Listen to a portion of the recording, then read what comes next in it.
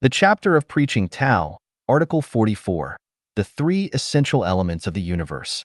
Energy. Xiefeng. October 16, 2008. Translation edited by Qin Yu. Consciousness, structure, and energy are the three essential elements that make up the universe, and they are also the master keys to unlocking all the mysteries of the universe. The summation of these three essential elements, consciousness, structure, and energy, represents the pinnacle of human wisdom. No one on earth can surpass this peak. The wisdom of Christ, Buddha, celestial beings, prophets, sages, and science is all encompassed within these three elements. They include all human wisdom accumulated over thousands of years because they represent the ultimate truth of the universe and the core mystery among all mysteries. Energy. Energy is one of the three essential elements of the universe. The universe is a vast energy field. Energy permeates everything. Everything except consciousness and structure is energy. Stars, planets, mountains, rivers, trees, stones, objects, and the human body are all collections of energy. Molecules, atoms, electrons, photons, and nucleons are also collections of energy.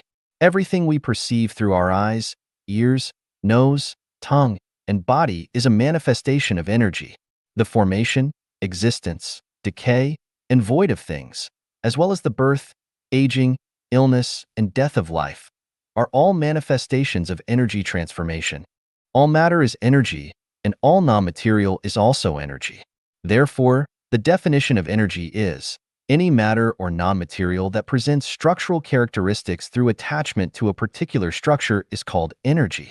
Energy is the ability to maintain the state and change of things in life. The total energy of the universe is zero. Therefore, energy is divided into positive energy and negative energy, with their sum equating to zero.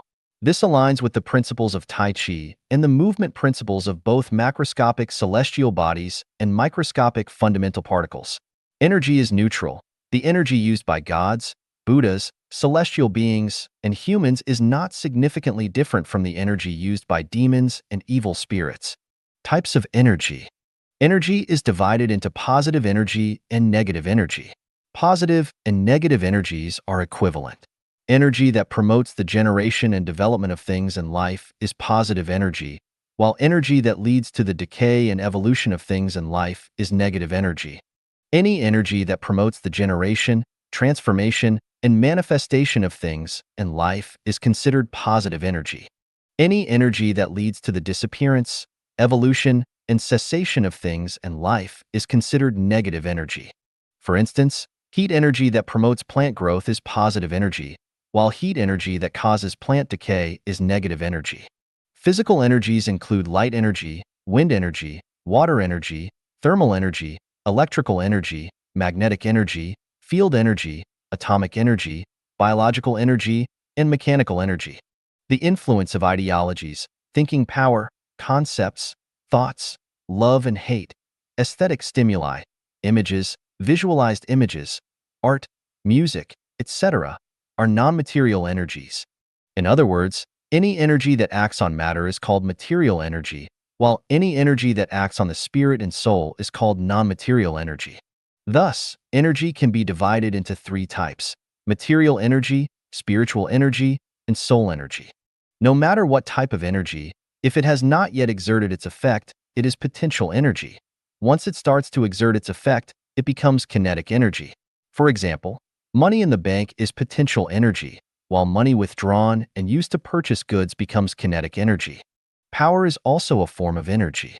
Traditional scientific research on energy mainly focuses on the physical realm, exploring and explaining material energy. As Life-Chanyan, we need to understand not only the effect of material energy on life and life, but also the significant effect of non-material energy. Traditional science measures energy as the product of force and distance. Traditional science defines energy as the factor that causes a material system to transition from one state to another. From a physical perspective, traditional science's explanation is correct, but from a life perspective, traditional science's explanation is incomplete.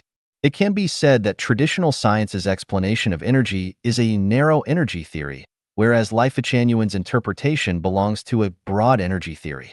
Conservation and non-conservation of energy. In high school physics, we learned the law of conservation of matter, which extends to the law of conservation of energy. All matter is energy. On a macroscopic level, energy is conserved. It neither increases nor decreases, but only transforms from one form to another. The total energy of the universe remains unchanged, maintaining a zero state. However, on a microscopic level, energy is not conserved.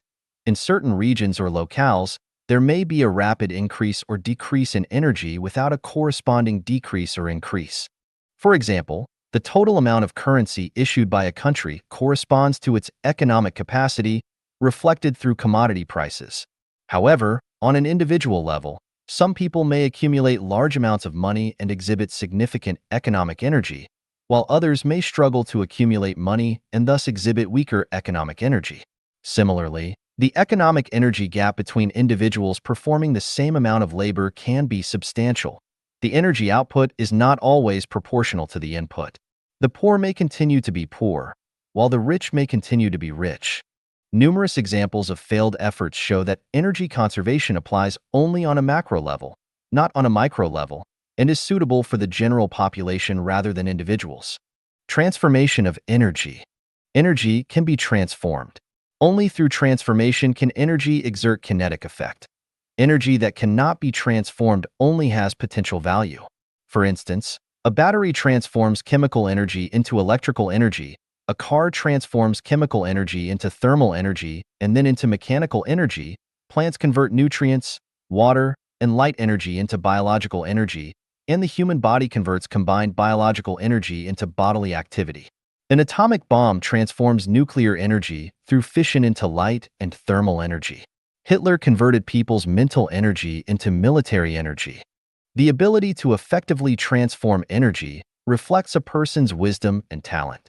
The transformation of material energy requires time. Growing crops takes 2 to 3 seasons to convert nitrogen, phosphorus, and potassium fertilizers and photosynthesis into biological energy. Working takes a day, a week, or a month to convert labor into wages.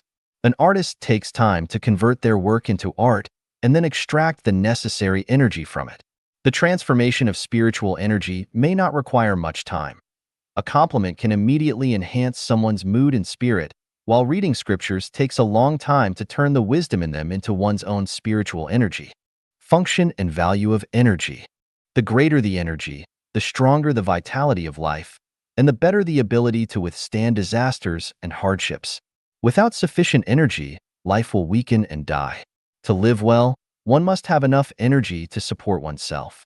To achieve sublimation, life must also absorb sufficient energy. Without adequate energy, all beautiful wishes and ideals are difficult to achieve. Therefore, absorbing and transforming energy is a significant aspect of life and one of the main factors in the evolution of life from lower to higher levels. Absorption and loss of energy. To remain energetic and full of vitality, a person must continually absorb energy and prevent energy loss. Energy includes both material and spiritual types. Material energy is absorbed through food and drink, while spiritual energy is absorbed through learning, opening wisdom, and aspiring towards a better future.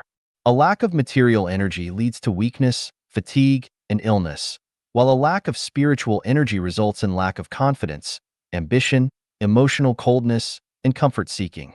Overwork, disorganized living, arguments, illness, disasters, unhealthy interpersonal relationships, and greed lead to energy loss, while harmonious and orderly living can maintain long-term energy. Energy needed for life. The primary energy needed in life is material energy. In a commodity-based society, material energy is concentrated in money. With money, all material needs in life can be met.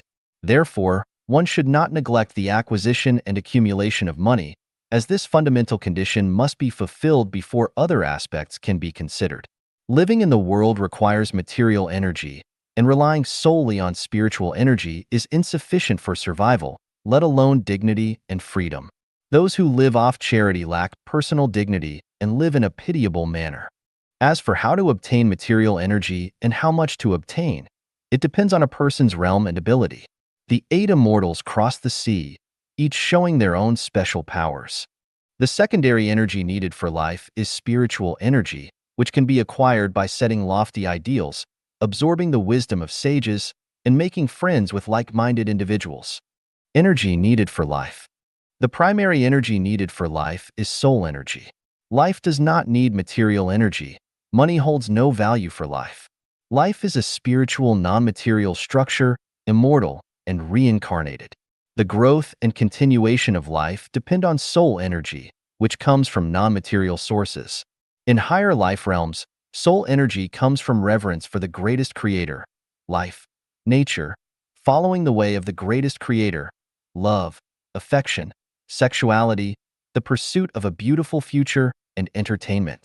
In lower life realms, soul energy comes from ego and self-preservation, hatred, jealousy, anger, greed, competition, opposition, and conflict. Significance of energy to life. Energy sustains life, provides vitality, and promotes reproduction. However, energy does not cause qualitative changes in life.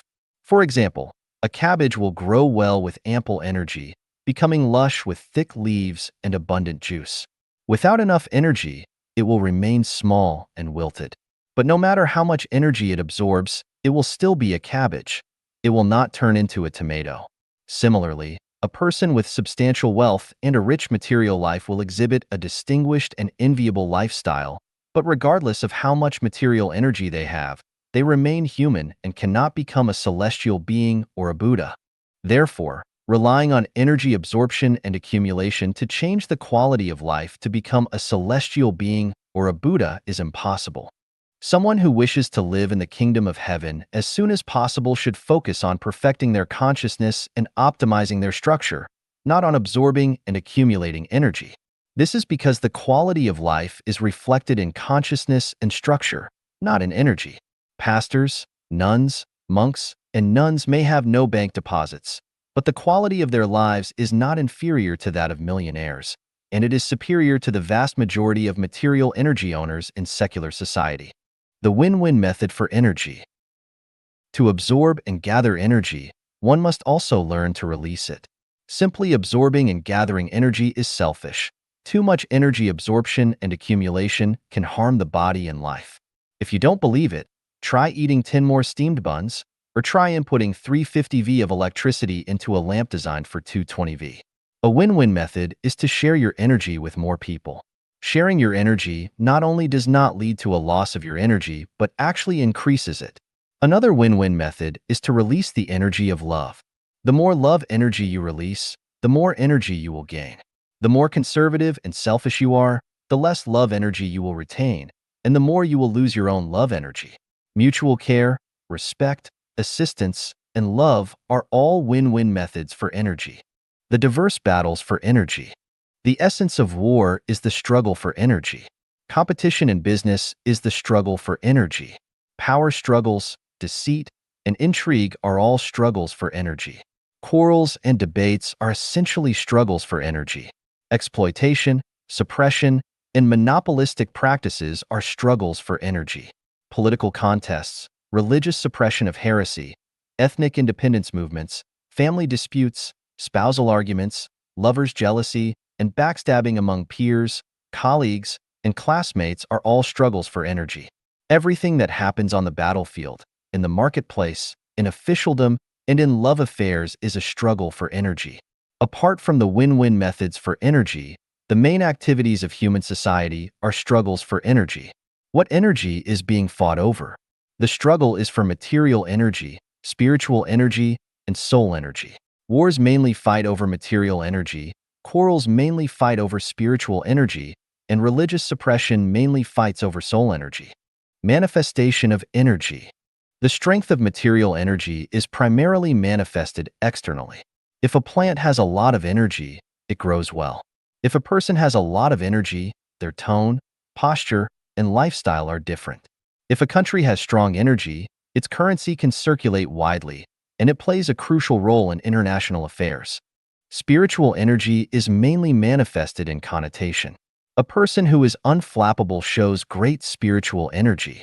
A saint is a saint mainly because of their rich spiritual connotation. A person who remains calm and collected in the face of storms has strong spiritual energy. A person who is relentless and unafraid of hardships and difficulties has abundant spiritual energy. Soul energy is mainly manifested in the human biofield. A person with great soul energy has a biofield with a colorful aura. The weaker a person's soul energy, the less color and aura they have. A person with strong soul energy can not only effectively resist diseases, but also fend off evil spirits.